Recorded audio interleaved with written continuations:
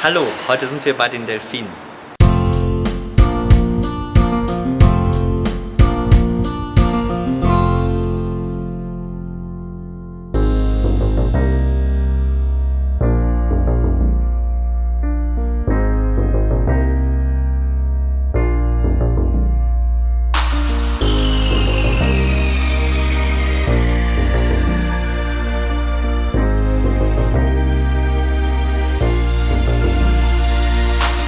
Auch im Duisburger Delfinarium gibt es noch zwei Wildfänge. Das ist einmal der Ivo und einmal die Pepina. Der Ivo ist mittlerweile 38 Jahre alt und kam ursprünglich aus dem Delfinarium Antwerpen zu uns. Als das geschlossen wurde, ist er nach Duisburg umgezogen. Das war 1999. 1994 kam die Pepina, die ursprünglich in Kuba gefangen wurde. Beide Tiere sind damals mit den allerletzten Tierfängen in den 80er Jahren, Anfang der 80er Jahre nach Deutschland gekommen, beziehungsweise nach Belgien gekommen und sind dann eben in den 90ern zu uns gekommen. Das heißt, alle anderen Tiere, die bei uns leben und auch die wir in anderen Parks vermittelt haben, Dolly und Donna nach Nürnberg und Diego und Darwin nach Lanzarote, sind bei uns geboren. Das heißt, diese klassischen Wildfänge sind natürlich schon über 30 Jahre in Menschenhand und man muss sich mal vorstellen, dass viele Tiere in der Wildbahn dieses Alter überhaupt nicht erreichen.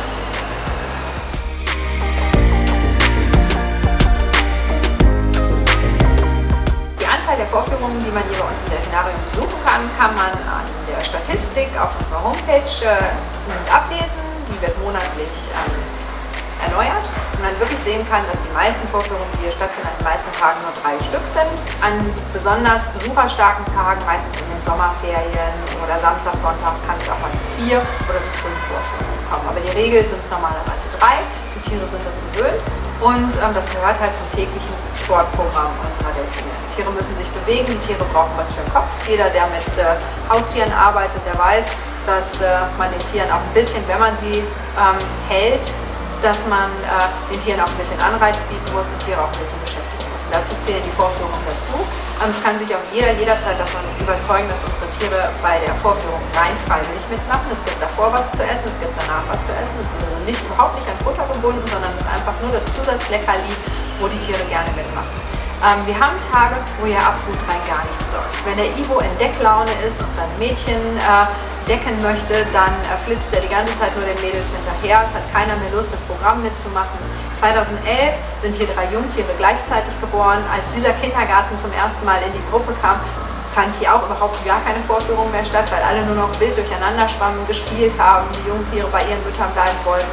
Und das sind natürlich total tagesformabhängig, was hier passiert. Und man wird es aber sehen, wenn man unsere Vorführungen regelmäßig besucht, dass die Tiere wirklich Spaß daran haben, dass sie gerne mitmachen, dass sie neue Sachen ausprobieren während der Vorführung und dass das eben einfach zum täglichen Alltag dazugehört. Natürlich dienen die Vorführungen nicht nur zur Ertüchtigung unserer Tiere, sondern vor allen Dingen auch zur Edukation unserer Besucher. Die Vorführung ist ganz wesentlicher Bestandteil von den Sachen, die wir den Kindern hier beibringen wollen. Die Kinder lernen hier nicht nur was über den großen Tummler an sich, sondern auch über seine Anatomie, über seine Biologie, über sein Vorkommen in der Wildbahn, die Bedrohung in der Wildbahn und einfach wirklich das, was man mit nach Hause nehmen muss. Jeder von uns kann sich hier hinstellen und kann einen wissenschaftlichen Vortrag halten. Das ist überhaupt gar kein Problem. Ich glaube, jeder von uns kann diverse Sachen erzählen, die aber einfach kindgerecht verpackt werden müssen. Wir haben hier Kinder im Publikum sitzen. Die Eltern werden das kennen. Man muss die Kinder schon ein bisschen bei der Stange halten, damit sie auch weiter zuhören, weil hier einfach sehr viele Ablenkungen sind. Hier sind sehr viele andere Kinder. Es ist total spannend. Man will ganz viele Sachen machen, man möchte sich vielleicht bewegen, aber trotzdem möchten wir den Kindern was vermitteln. Das heißt, wir müssen das Ganze kindgerecht verpacken, wir müssen ein bisschen Unterhaltung damit reinbringen und schon kann man eine Wissenschaft, einen wissenschaftlichen Text, grundlegende Informationen zum Lernen einfach schön verpacken, damit die Kinder die mit Spaß nach Hause nehmen.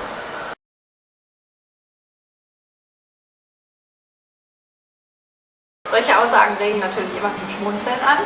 Weil ich glaube, wenn jemand nichts zu verbergen hat, dann sind das ganz bestimmt wir. Wir haben 2014 das Gläserne Delfinarium gegründet sozusagen, indem wir eine Homepage aufgebaut haben, auf der wirklich alle, und das sind wirklich alle Informationen rund ums Delfinarium vorhanden sind, die auch regelmäßig auf den neuesten Stand gebracht werden. Sie können also nachlesen, wann der Ivo seinen letzten Schnupfen hatte oder was weiß ich was, wie viel Fisch die Delphi am 12. Oktober 1999 bei uns gefressen hat. Das heißt, das Ganze wird wirklich mit Tagesberichten nachgehalten. Wir wollten halt nicht einzelnen Menschen, die diese Daten vielleicht falsch interpretieren können, weil sie einfach grundlegend keine Ahnung davon haben, was sie machen, in die Hand drücken, sondern wollten wirklich der breiten Masse und jedem von ihnen die Möglichkeit geben, sich ein eigenes Bild von unserem Delfinarium zu machen. Sie gucken nach, was sie wissen möchten, wenn sie wissen möchten, wie Blutwerte aussehen von Delfinen, wie Blut genommen wird, wie der Ivo sein Wasser bekommt, warum der Ivo Wasser bekommt, alles auf unserer Homepage zu finden. Von daher keine Vertuschung.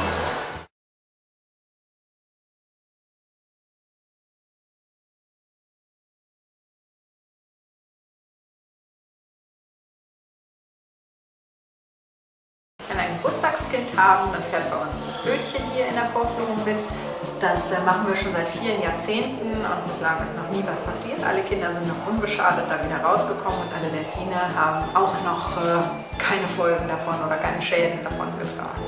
Wir haben meistens den Chef, den Ivo, der das Bötchen gerne ziehen möchte. Dann dürfen die anderen natürlich nicht begleiten das Bötchen, indem sie dann mitschwimmen, aber das war es auch im Prinzip. Also es wird halt sehr viel Gewese um diese Bötchenfahrt gemacht, aber letztendlich ist es ein kleines einmal durchs Becken ziehen, beim Tierpfleger abgeben, das Kind steigt aus und erfährt etwas über Delfine und kann natürlich auch weitergeben, was es über Delfine gelernt hat. Das heißt auch als sozusagen Botschafterkind für die anderen Kinder im Publikum. Wir können natürlich nicht jedem Kind ermöglichen, hier mal einen Delfin anzufassen oder einen Delfin in den Flipper zu schütteln. Das heißt, wir machen es mit einem Kind, das es für alle anderen Kinder stellvertretend machen soll. Damit es dann zu keinen Infektionen kommt, darf das Kind natürlich auch nicht ins Wasser, um unsere Delfine nicht mit irgendwelchen Keimen zu belasten und damit die Delfine diesem Kind natürlich auch nichts tun können, was sie nicht tun. Also unsere Delfine sind ja halt fast alle bei uns geboren, sind Menschen gewöhnt und sind natürlich überhaupt nicht aggressiv.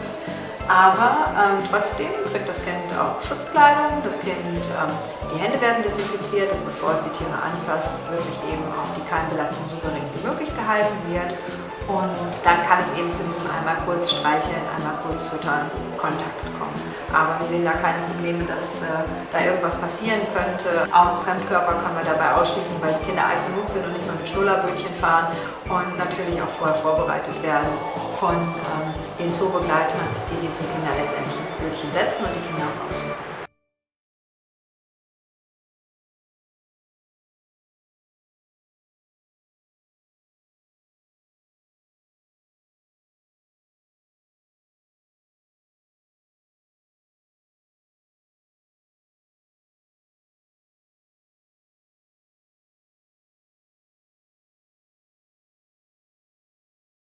Ob jetzt Delfine nun intelligenter sind als andere Tiere oder wir Menschen intelligenter sind oder sowas, das finde ich immer bei Tieren sehr, sehr schwer festzumachen. Ich meine, woran macht man Intelligenz fest? Was ich sagen kann, aus meinen täglichen Erfahrungen hier, dass Delfine sehr lernwillig sind, dass sie sehr gerne lernen, dass sie auch Sachen selber erfinden können, sich Spiele selber ausdenken können, ganz bestimmt. Das kann aber auch jeder Hund.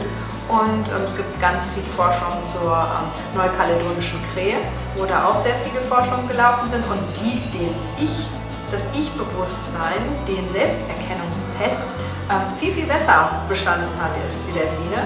Da macht man sich aber anscheinend keine Gedanken drüber. Ich weiß nicht, warum wir die Delfine immer auf so ein Podest heben und irgendwie zu ganz besonderen Tieren machen, so ganz besonders intelligenten Tieren, schlauen Tieren, tollen, schützenswerten Tieren und alle anderen Tiere sind das nicht oder sind, das ist in Ordnung, interessiert mich nicht, mir egal. Das funktioniert so nicht. Also ich habe hier keinen Nachweis, dass die Delfine irgendwie besonders intelligent sind. Sondern die lernen halt gerne, die interagieren gerne mit uns, aber Persönlichkeitsrechte für Delfine finde ich jetzt stark weit hergeholt. Ich bin aber kein Wissenschaftler in dem Sinne, dass ich mich wirklich nur mit solchen Sachen befasse, wie vielleicht andere Leute, aber auch die Wissenschaft streitet sich darüber. Es gibt ein sehr gutes Buch dazu, How Smart Are Dolphins Really, wo sich jemand damit auseinandersetzt und wirklich den Delfin mit dem gemeinen Haushuhn vergleicht und sehr, sehr viele Parallelen findet. Es gibt aber noch ganz viele Leute, die sehr gerne Hühner essen und es hat noch keiner Persönlichkeitsrechte für Chicken McNuggets gefordert.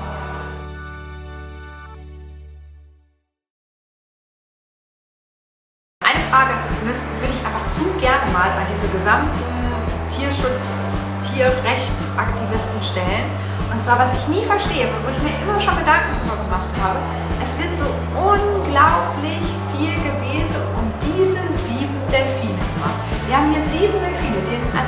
mangelt, denen es gut geht, die keine Erkrankungen haben, die einfach ihr ganzes Leben im Delfinarium verbringen, hier züchten, hier groß werden, hier alt werden, hier sterben irgendwann. Das ist einfach so, das ist der Lauf der Dinge. Und ja, jedes Tier und jeder Mensch stirbt irgendwann.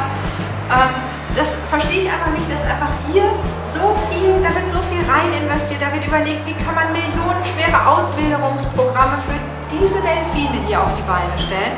Und da draußen im Meer sterben jedes Jahr Tausende von Meeressäugern. Wir verschmutzen unser Meer nach und nach mit unseren ganzen Plastikteilchen und ich weiß nicht was.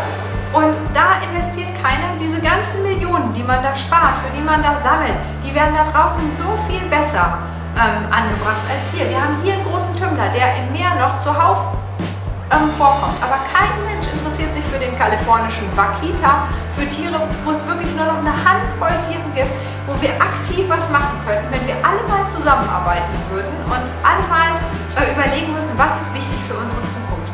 Und das ist ganz bestimmt nicht sich um diese Tiere kümmern, denen es wirklich gut geht. Wenn euch das Video gefallen hat, dann würde ich mich über ein Like sehr freuen. Und wenn ihr noch Fragen habt, schreibt sie einfach in die Kommentare. Und damit ihr kein Video mehr verpasst, abonniert einfach den Kanal.